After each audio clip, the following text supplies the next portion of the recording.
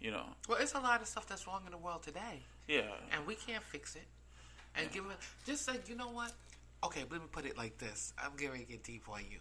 Ooh. Sacrifices. Oh. Sacrifices have always been a big issue, big thing, way back, way before we were born. They sacrificed to the deities. They sacrificed to whatever religion they believed in, to whatever gods they believed in. And then, you know what?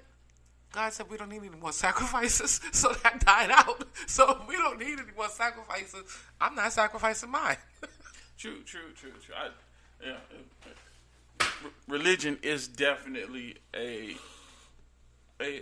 big factor in a decision that any person should make, whether good or bad. But yeah, if someone dies for us. Jesus did that. I'm sorry, I don't mean to talk about religion. He did that, and they still crazy in this world. Yeah. And what about if they wanted to sacrifice you? You think my daughter would be like, okay, you can be sacrificed? She'd be like, no, we find somebody else. She would say that. But what if there was a reason why it had to happen? What if we were being overran by the very thing that we wish that we could destroy and get to disappear? I'm sorry, I'm not bending on it. Think about it. Nothing is 100%, which means that after they do the sacrifice, and if it doesn't work, that was a sacrifice that didn't work that the person could have stayed alive on. Find somebody else. Well, if there is somebody out there that can do it, find one of them bad kids. It's almost like a parallel lining of decisions. For one, somebody needs to be sacrificed. Is it going to be, the human race or one person? But what you're saying is the same thing that the people who want to sacrifice your loved one is saying. There's only one person, and they can't be replaced. It can only be one person. Okay, the people that want to be the people that's agreeing for you to be sacrificed. Why can't one of them be sacrificed? Because there's only one person. There's only one person. But how do they know that they can't be one of that person? Because they have found out that person is immune to whatever ails humanity. Let me tell you, I saw this African movie, and they needed to sacrifice a virgin in their village, and they couldn't find one village that had virgins in it because the virgins found out we're being sacrificed. So no, let's get rid of this virginity because I don't want to be sacrificed. And they couldn't find one, and it was so funny. And the guys, the shaman or the priest was like, I can't find a virgin in our village because they got caught. They caught on to that. You sacrifice a virgin. Yeah. No, I'm not going to be one. Yeah. I'll probably do the same thing. What for Virginia? What? Yeah, because it's you. Mm-hmm. And could you imagine? In this village, when they were looking for, they needed a virgin to be sacrificed so they could make the gods be happy because everything was going bad in the village, and they couldn't find anybody. But when the young people found out that they always sacrificed the virgins, and young people felt, I'm not, we need to get rid of this virginity thing because you're not going to be killing us. And then when they were sacrificing the virgins, the parents had to allow that to happen. Imagine you allowing your child, who might be 13, 14, who's a virgin, to be sacrificed. Your child haven't even entered life, and you have to go with it because the king said so. It's about belief, following the rules, Yeah, but would you, as a parent, would you tell your child to give up their virginity at 13 and 14 because this is the way they do it in our town, in our village, and they sacrifice virgins? When that time comes, would you agree with your child having sex at an age that young just to not be sacrificed? First of all, I'm not even going to be in the village. As soon as they try to hit me with some humdum and goulash, I'm out. I'm out the village. We'll survive in the woods. Well, they found a remedy. They found a remedy. Have sex. I don't have to leave the village. I don't have to be sacrificed. I would have a problem sacrificing my daughter. Yeah.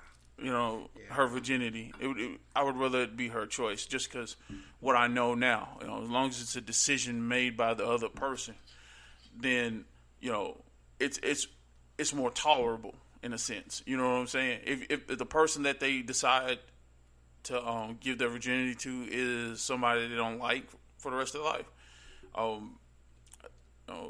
she'd be able to get over it and and learn from it. But if she's being forced, then it's a different mentality that comes with it. There'll be a lot of anger behind but that's how it her is in a thoughts lot of countries nowadays. In a lot of countries, those young girls don't have choices. They really don't have choices. If their father say you're marrying this person, you're going to marry them whether you want to or not. And most of them are virgins. No, well, I'm not going to say that, but when I'm going to change this topic for a minute. When you're talking about people and how people view things, and you're talking about media, media plays a big part on how we view other cultures. And I was reading something a couple of weeks ago about this young girl who she was like 12 or 13, and her father had decided that he wanted her to get married to something. He had made plans way before she was born that she was supposed to marry this other person. She didn't want to marry the guy. She ran off and went to go live with somebody else, and this was in the news. She ran off to go live with her aunt, and when she was about 14 or 15, her father came and convinced her to go back home. She wound up listening to her dad. She wound up going back home. But when she went back home, she was forced to marry the other guy. And the guy that she married, the family had held her down to consummate the marriage. And they held her down to consummate the marriage. And the second time the husband went to basically have sex with her, she killed him. So now she's going to jail for the rest of her life. She's in prison for the rest of her life. Now, her father can pay for her to come out of prison, but he won't because he's very angry because of what she did. So when you're talking about, like you said, you won't like it if your child is being controlled, the control is taken away from them, and it's not their decision. Yeah, being forced. You wouldn't agree with it, but then when you think about different cultures, that theory goes right out the window. Well, it's not necessarily a theory. No, I'm talking. Well, no, it's not. No, it's not. It's an American way. This American thinking that it's not acceptable. Yeah. With other religions, I'm like, if I was the guy who was in charge, that could say, "Hey, this woman has no rights. This woman has no rights at all. She can't think. She's not smart. She's property. Yeah, she's property. She has to listen to whatever I say because she is not smart enough to think for herself." And sometimes it's from a faulty tones perspective. Some men are insecure, so. But what about when you have a whole culture that's like that? So when they see women, and they're unable, like in America. An American woman is way different than we ain't having it. Yeah, not your property. You go in there and cook your own food and clean up the house when you finish. Yeah, y'all and put the kids to bed when you're done. y'all still trying to make slaves of us all. But if a man who's insecure, who has a problem with having a woman who is articulate, knows how to speak their mind, knows what they want and what they don't want.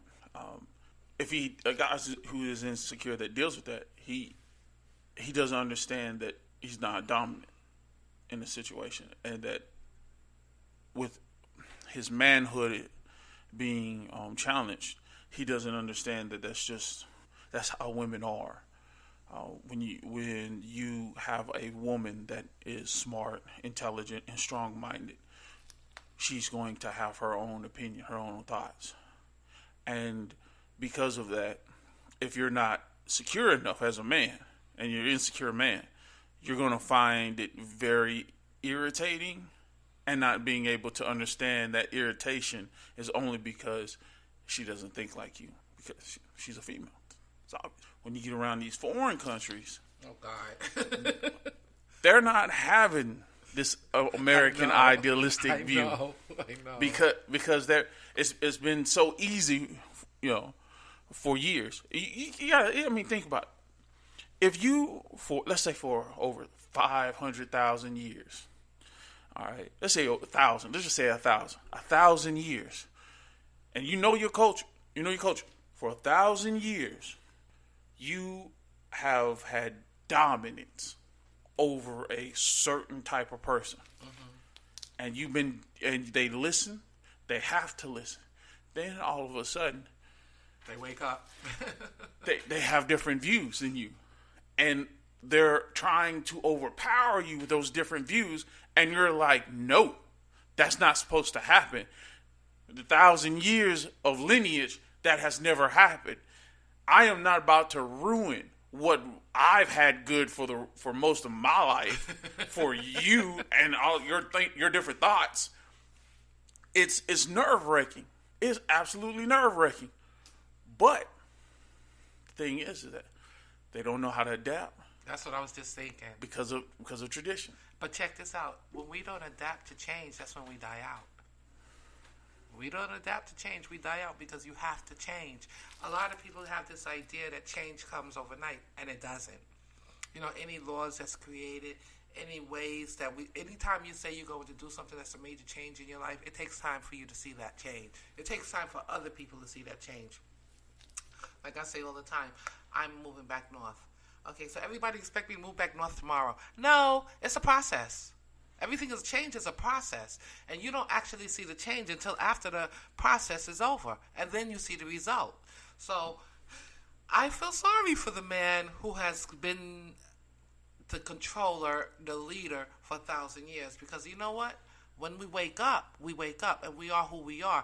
And the bottom line is to accept who we are because it makes you better, because you changed. So if you have that woman that wakes up, and she realizes it doesn't have to be this way. It can be better. Tell me this.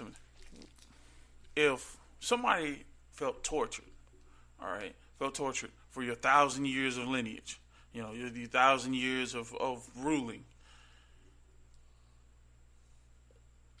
what do you think they would think after they have gotten the freedom? The female? Yeah. A female? Yeah.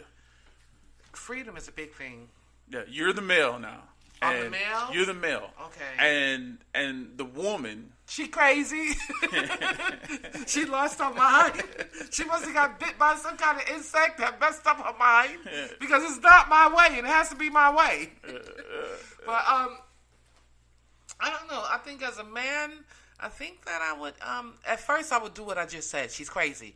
And then after getting over that part, then I have to start looking at her differently. I might find it exciting. It's new. New stuff is always exciting.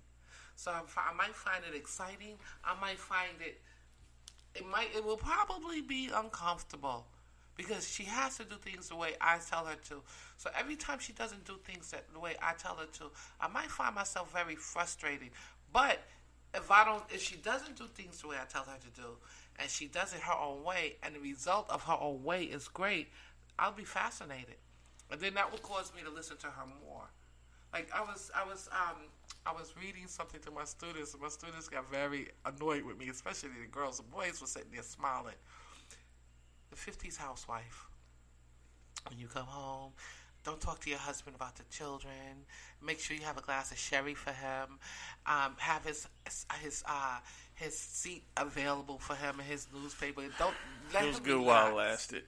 Huh? It was good while it lasted. Yeah, it didn't last long either. It didn't last long either because he's like, wait a minute, I'm tired too. I had these kids all day and they driving me nuts. And I'm cleaning and I'm cooking. And then the worst part? The kids grow up and they move out the house and I'm stuck with him and I don't know what to do with my life. And then they showed, statistics and history showed, those women became very unhappy. You waiting on somebody for your whole life. You wait on a person for your entire life, and then the children move out, and they're moving on with their life. So you're not waiting on children no more. It's just him, and you don't even like